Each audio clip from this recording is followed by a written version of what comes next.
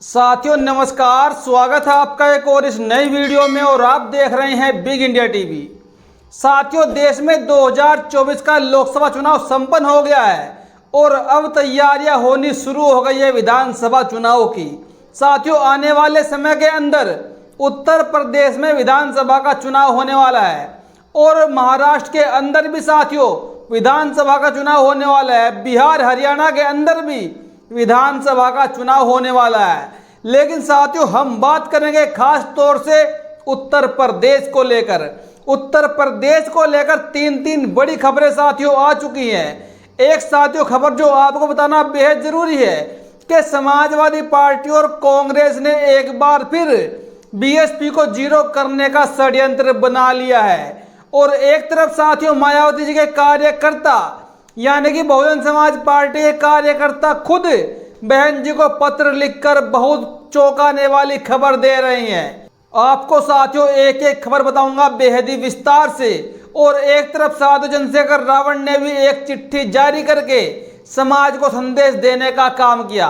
सबसे पहले बात करते हैं कि बीएसपी के कार्यकर्ताओं ने मायावती जी को बहुत बड़ा पत्र लिखकर क्या बोला है, क्या खुलासा किया है। साथियों, जो मायावती की पार्टी एक कार्यकर्ता है, जो बहुजन समाज पार्टी एक कार्यकर्ता है, वो खुद साथियों निराश हो चुके हैं, हताश हो चुके हैं। और उसके पीछे सबसे बड़ा रीजन है जो पार्टी के प्रभारी हैं, जो पार्टी के साथियों कोऑर्डिनेटर है। अपनी स्क्रीन पर देखे साथियों एक कार्यकर्ता ने पत्र लिखकर क्या कुछ बहन जी को कहा, जिसको पढ़कर आप पूरी तरह समझ जाएंगे कि हाँ शायद बसपा में कुछ ऐसा ही चल रहा है कि जिसकी बदौलत आज बसपा की ये हालत है, जो आज बसपा जीरो हो गई है। साथियों, बसपा के जीरो होने से देश के तमाम दलित समाज को, तमाम पिछड़े समाज को एक झटका सा लगा है कि आखिरकार एक वो पार्टी जो एक समय में पूरे देश में अपना दबदबा बनाए रखती थी, लेकिन आज उसकी हालत इतनी खराब हो गई है कि उसको विधानसभा चुनाव में, लोकसभा चुनाव में एक एक सीट भी नसीब नहीं हो रही और उसका वोट प्रतिशत लगातार घटता जा रहा है। अपनी स्क्रीन पर देखिए उस पत्र को और मैं आपको साथ साथ साथियों उसको पढ़ के सुना रहा हूं, समझिएगा जरूर। सेवा में माननीय बहन कुमारी मायावती जी, राष्ट्रीय अध्यक्ष बहुजन समाज पार्टी, विषय बसपा का घटता जनाधार कोऑर्डिनेटरों की देन। साथियों, उन्होंने विषय लिखा है कि बसपा का जो घटता जनाधार है वो कोऑर्डिनेटरों की देन है। इन्होंने क्या लिखा, मैं बहुजन समाज पार्टी 336 विधानसभा रुद्रपुर जिला देवरिया मंडल गोरखपुर का मामूली कार्यकर्ता होने के नाते बसपा व समाज की गिरती हुई साख से चिंतित होकर अब मैं यह कह सकता हूं कि पार्टी की वर्तमान स्थिति पर केवल व केवल मंडल कोऑर्डिनेटर जैसे सुधीर कुमार भारती, घनश्याम चंद्र खरवार, इंदल राम व ओम प्रकाश गौतम है। आप माननीय जी के प्रत्याशियों के आशीर्वाद देने के बावजूद भी इनका आशीर्वाद आपसे भी ज्यादा महत्वपूर्ण माना जाता है। इन लोगों का आशीर्वाद की कीमत लाखों में होती है। अगर इन प्रत्याशियों ने लाखों रुपए नहीं दिया तो आपको गलत बताकर दूसरे को खड़ा करवा देते हैं। आज की स्थिति यह है कि पार्टी में अपने समाज के लोग भी कार्य करने के लिए भी तैयार नहीं है। उनका कहना है कि पार्टी में जब तक यह दलाल कोऑर्डिनेटर रहेंगे तब तक इस पार्टी का कुछ नहीं होने वाला। आज आंखों से खून टपक रहा है यह सोचकर कि बाबा साहब अम्बेडकर व काशीराम साहब के त्याग व खून पसीने के इस मूवमेंट को तैयार किया गया था, आज सब मिटता नजर आ रहा है। तथा संगठन पार्टी की रीढ़ होती है, जो बूथ अध्यक्ष से लेकर सेक्टर अध्यक्ष, विधानसभा अध्यक्ष, इनको भी बनवाने के लिए पैसा लिया जाता है तथा इनको कमजोर कर दिया जाता है ताकि हमारी बराबरी ना कर सके। माननीय बहन जी, आप पार्टी के अध्यक्ष हैं, सबसे पहले हमेशा के लिए कोऑर्डिनेटर पद का समाप्त कर दीजिए। उसके बाद जिला अध्यक्ष, विधानसभा अध्यक्षों के द्वारा ही पार्टी के प्रत्याशियों का चुनाव किया जाए, जिससे हारने व जीतने पर जवाबदेही उनकी होगी। तथा दूसरी बात, जिला अध्यक्ष तथा विधानसभा अध्यक्ष व अन्य पदों की नियुक्ति खुद आप माननीय बहन जी द्वारा प्रत्येक जिले के मुख्यालय पर जाकर अपनी उपस्थिति में किया करे। साथियों, यहाँ पर जो ये पत्र लिखा है ये जिला देवरिया के एक मामूली कार्यकर्ता है और इनके इस पत्र ने साथियों सबकी आंखें खोल दी। जो बीएसपी का घटता जनाधार आजकल साथियों देखा जा रहा है, इस पत्र को देखकर तो यही लगता है कि शायद पूरी की पूरी पार्टी में ऐसा ही हो रहा है। जो कोऑर्डिनेटर है बीएसपी के, वो प्रत्याशियों से लाखों रुपया वसूल रहे हैं और उस पैसे की वसूलने की बदौलत पार्टी का जनाधार घटता जा रहा है और पार्टी रसातल में पहुंच गई। अब मैं साथियों आपको बताऊंगा कि समाजवादी पार्टी और कांग्रेस ने आखिरकार बसपा के लिए क्या षड्यंत्र रचा। जिस तरह 2024 में समाजवादी पार्टी व कांग्रेस ने बीएसपी को बीजेपी की बी टीम बताकर दुष्प्रचार किया और पूरे देश में दलितों के बीच, मुस्लिमों के बीच, पिछड़ों के बीच मायावती जी के ऊपर बीजेपी की बी टीम का ठप्पा लगा दिया। और क्या इस ठप्पे को धोने के लिए बहन कुमारी मायावती इस बार कुछ योजना बना पाएंगी?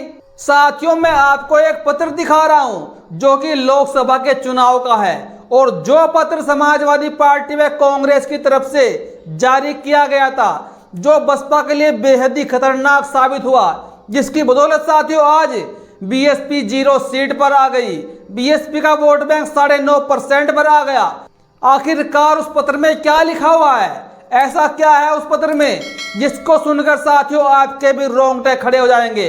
और जिन दलितों ने समाजवादी पार्टी को खुलकर वोट दिया, उनको साथियों इस पत्र को पढ़कर शर्म आनी चाहिए कि हमने किसको अपना वोट दे दिया, क्योंकि उनकी ये साजिश कांग्रेस और समाजवादी पार्टी की आगे आने वाले उपचुनाव में भी जारी रहने वाली है। और इसी साजिश के तहत वो लोग बसपा को 0 करने के लिए तैयार है। अपनी स्क्रीन पर देखे साथियों उस पत्र को जो मैं आपको सुनाने जा रहा हूं, जो कांग्रेस ने जारी किया था लोकसभा चुनाव से पहले। देखिए अपनी स्क्रीन पर। इंडिया गठबंधन को संदेश पत्र 1 सितंबर 2023। जब देश में इंडिया वाला गठबंधन बना 1 सितंबर 2023 को, तो साथियों उसी के आसपास ये पत्र जारी कर दिया गया था कांग्रेस की तरफ से, खासकर बीएसपी के लिए। बसपा को इंडिया गठबंधन में न शामिल किए जाने के संबंध में भारतीय राष्ट्रीय कांग्रेस द्वारा जारी वक्तव्य।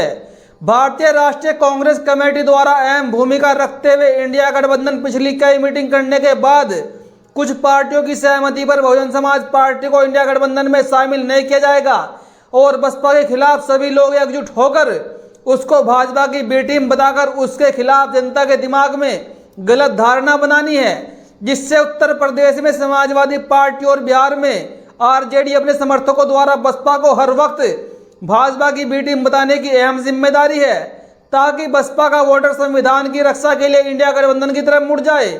यह बात यूपी और बिहार के राज्यों में बसपा के खिलाफ बताना है। बाकी दूसरे राज्यों में कांग्रेस बसपा को भाजपा की बी टीम बताने के लिए पुरजोर कोशिश कर रही है। याद रहे सभी लोगों को कि बहुजन समाज पार्टी का जितना वोट कटेगा, याद रहे सभी लोगों को कि बहुजन समाज पार्टी का जितना वोट कटेगा उतना इंडिया गठबंधन को फायदा होगा। और इसलिए बहुजन समाज पार्टी के खिलाफ अपना अपना बयान जारी करते रहना है। इससे 2 फायदे होंगे इंडिया गठबंधन को। एक तो बसपा को वोट भी कम मिलेगा और उसे एक भी सीट नहीं जीतने देंगे, जिससे उसका राष्ट्रीय दर्जा भी खत्म हो जाएगा और हमारी अधिक से अधिक लोकसभा में सीटें भी आ जाएंगी और भाजपा को मनाने में कामयाब भी हो जाएंगे। और अगर चुनाव में कुछ अलग थलग हुआ तो भी हम लोगों को चुनाव के बाद बसपा को भाजपा की बी टीम बताकर हमलावर होते रहना है।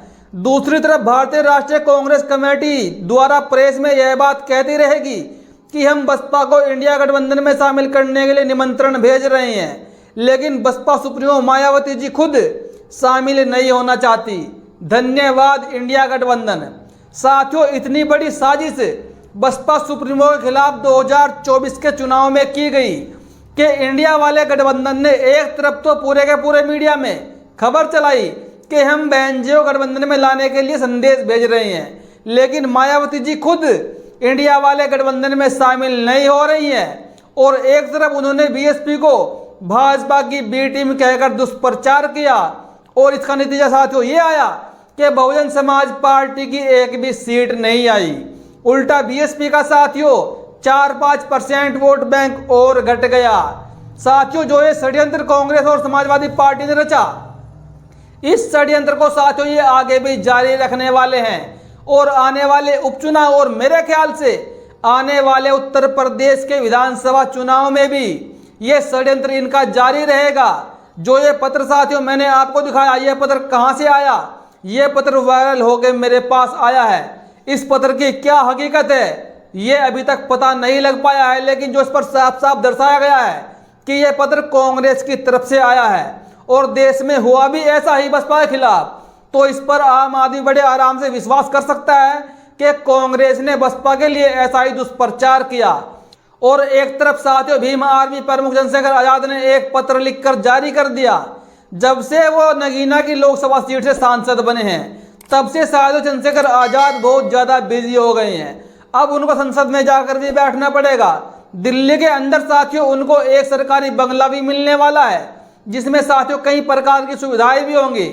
लेकिन उन्होंने एक पत्र जारी करके बता दिया कि जो भी साथी हमसे मिलने आता है, कोई बिहार से आता है, कोई हरियाणा से आता है, कोई किसी अन्य राज्य से आता है, तो वो साथी एक बार हमसे बात कर ले, थोड़ी परमिशन ले ले, ताकि हम भी वहां पर उनको समय से मिल जाए।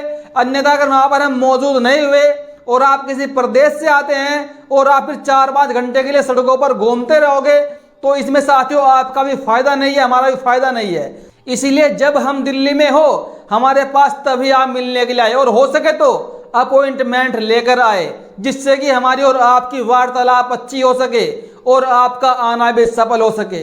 ये साथियों आज की खबर थी। बाकी आपको कैसा लगा अपनी प्रतिक्रिया जरूर दीजिएगा। धन्यवाद।